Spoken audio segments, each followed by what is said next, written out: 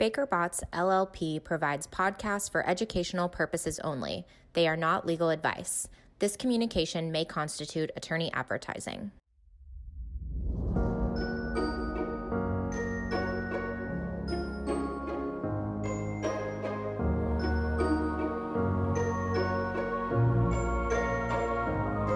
Welcome to the Environmental Evolutions Podcast, where we explore the changing landscape of environmental law and policy. I'm your host, Megan Burge, coming to you from San Diego, California. Today, I'm joined by the Environmental Group's own Julie Kress from our San Francisco office. Julie previously joined the podcast to discuss the kickoff of the California Air Resources Board, which we're going to call CARB today, process for amending its low carbon fuel standards. We're going to call that one the LCFS. Julie is back with us today to give us an update on CARB's process. And spoiler alert, there are significant updates relevant to traditionally favored biofuels like renewable natural gas and renewable diesel. But before we get started, as a quick reminder to listeners, the LCFS sets annual carbon intensity standards, which decline annually with the goal of reducing carbon intensity of transportation fuels used in California. In 2020 and 2021, LCFS credit transfers were valued at over $4 billion. So this is a big deal.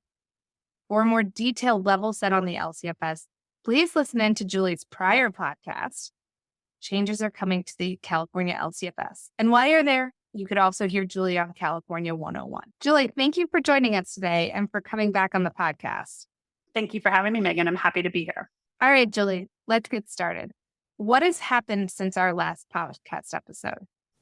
Since our last episode, CARB has held 2 additional workshops discussing their proposed or their thoughts on what the proposed amendments will be to the low carbon fuel standard. So they held one workshop in August and one just recently in November. In addition to that, CARB recently released its final scoping plan, which is set for adoption during a public hearing in December. And the reason why that's important is because the scoping plan sets the framework for the carbon neutrality targets in California, greenhouse gas reduction goals for California as a state. But it also has some specific direction for the low carbon fuel standard, and CARB staff have continuously expressed reliance on the scoping plan for determining what changes will come out in this next rulemaking process. What does the scoping plan tell us in terms of the future of the LCFS? So the scoping plan includes a limited discussion on the future of the LCFS. And in fact, it mainly touts the successes of the program thus far. Megan, you mentioned the large investment that has been put forth with the LCFS, and CARB has been widely complimentary of the success of the program. But the scoping plan focuses on a few key changes to the program, largely driven by Governor Newsom instructing the agency to make it more stringent to further the carbon neutrality goals of California. And that includes accelerating the carbon intensity targets pre-2030, including further carbon intensity declines for post-2030, and integration of other opt-in sectors to the program, and then also including credits for hydrogen and electricity for heavy-duty fueling. So we've seen CARB touch on these topics in some of the first workshops, and we'll see more of that as we move forward through the rulemaking process. Julie, you mentioned that there's been 2 workshops since we last talked. And just for everyone who's not regularly practicing in California, workshops are what CARB calls these public hearings that it routinely has to engage with the public on updates for what it's doing and where it's going. And they're really quite iterative, which is why you learn something new every time they put one of these things on. Yeah, that's right, Megan. It's really an opportunity for CARB to get stakeholder feedback early in the game before they actually draft and before they release the formal rulemaking language. And I know you had the opportunity to monitor and participate in both of the recent workshops. So can you give us a rundown on what you gleaned from them? Sure. So like I said, there was an August workshop and there was a November workshop. In the August workshop, staff presented a series of concepts for public comment, including topics related to streamlining the pathway application process, a concept for truing up credits for temporary pathways, and then the potential development of a tier 1 hydrogen calculator. And for those of you who are in the weeds and if you'll know what that means, but it's in general, a tier 1 calculator is the application for a fuel pathway that is more streamlined and doesn't require a full life cycle analysis for pathways to be certified.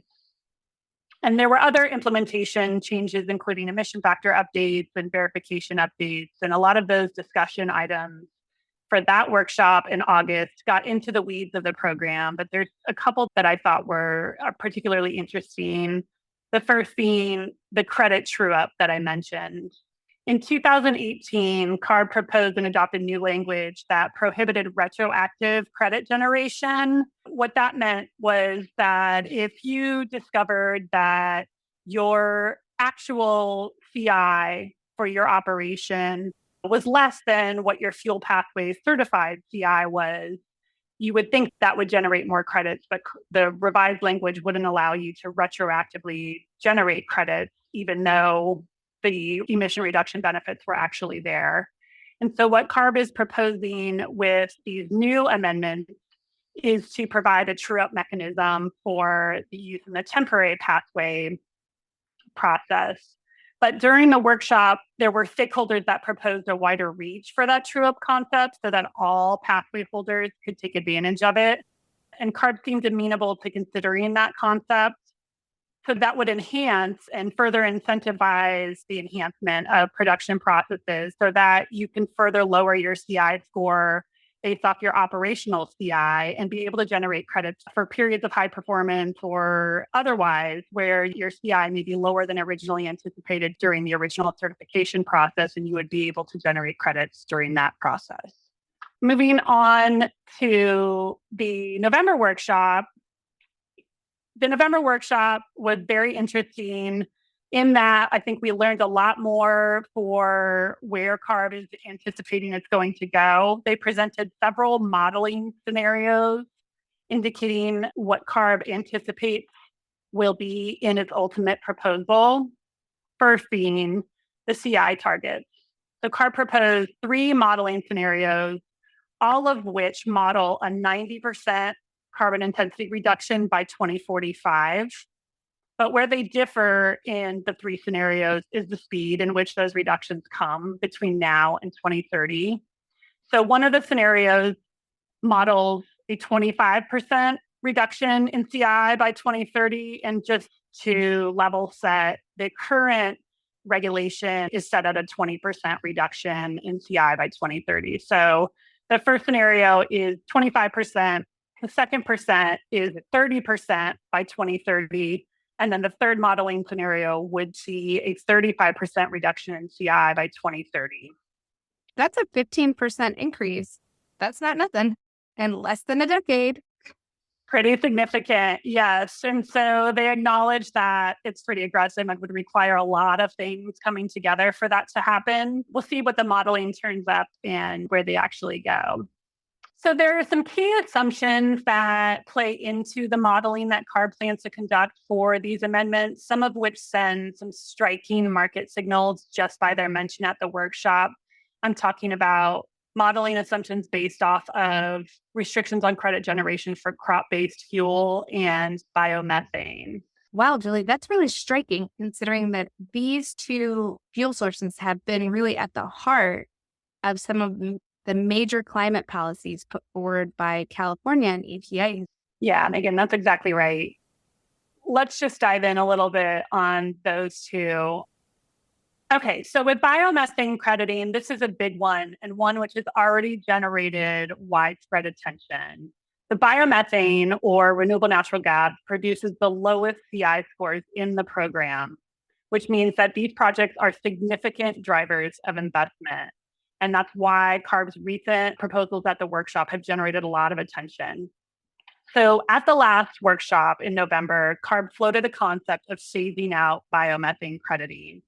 Two of the modeling scenarios that were proposed include elimination of any new pathways for avoided methane by 2030 and a complete phase out of existing fuel pathways for biomethane by 2040. So this would mean that projects without approved pathways come 2030 would not be able to generate LCFS credits, and there would be a complete elimination of any credit generation for biomethane by 2040. The other avenue CARB intends to amend is with respect to a geographic limitation on credit generation where book and claim accounting is used. Book and claim accounting, at its very basic, is a mechanism that allows for the indirect accounting of biomethane when it's injected into a common carrier pipeline, but without the requirement to demonstrate that there's a direct delivery path of that fuel to California.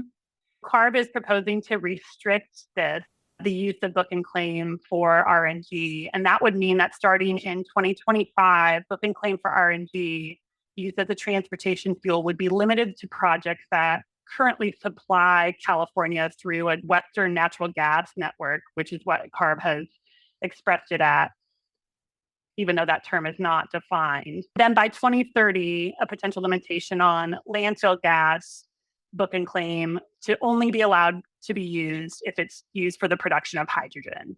So this is a significant departure from the historical low carbon fuel standard program, and it could be significant for the myriad planned and dreamed projects throughout the country, especially those that are outside of the Western region, and especially at a time when, like you said, Megan, there's federal policy that is incentivizing these projects. There's federal funds that are incentivizing these projects. If they continue down this pathway, there's going to be a very lively and interesting discussion about what constitutes the Western natural gas network. Yes, definitely.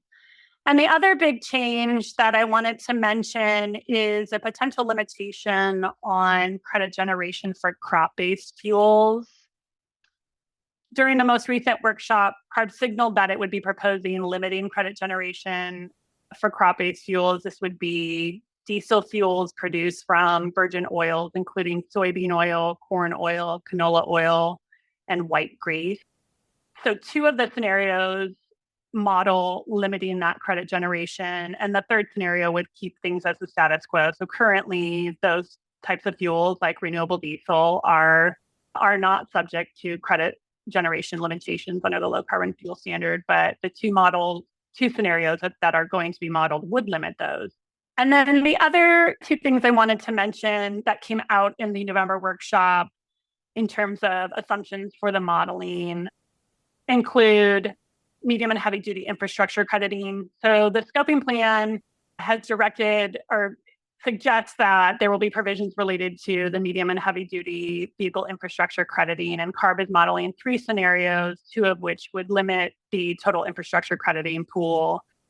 So we'll see where that goes. And then a few other assumptions that I think are interesting that are being modeled.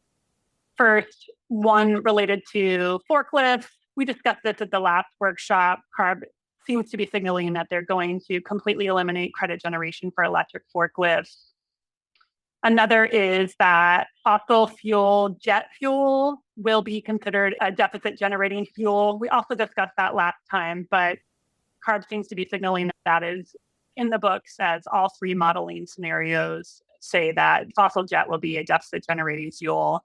And then a potential for phasing out petroleum project crediting, with one model scenario including a complete phase out by 2040 and another modeling scenario with a complete phase out by 2025. So those are projects that refineries do at their facilities to create more efficiency, to reduce their greenhouse gas emissions. And there are certain projects that are eligible for project-specific credit generation under the LCFS, and CARB is considering eliminating that ability. So you've had a lot to report. Yeah, no small things here. No small things, minor details. Okay, Julie, what are the next steps for CARB? Well, as I mentioned, the scoping plan is set to be adopted in December. We will see further workshops for the low carbon fuel standard as we move into early 2023. The current public comment period is open until December 21st with respect to what was proposed at the November workshop. And in fact, CARB just released additional information on their modeling approach as well as an FAQ document related to that modeling. I want to emphasize this for listeners. There's an opportunity to submit comments until December 21st, if I heard you correctly. That's right, Megan.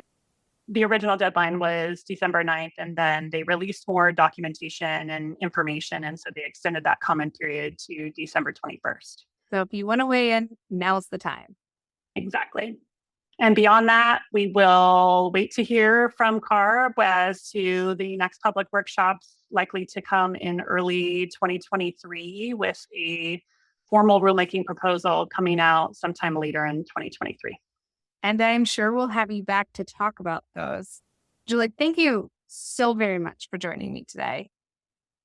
Thank you, Megan. And as always, love having a chance to speak with you, and I'll be happy to come back.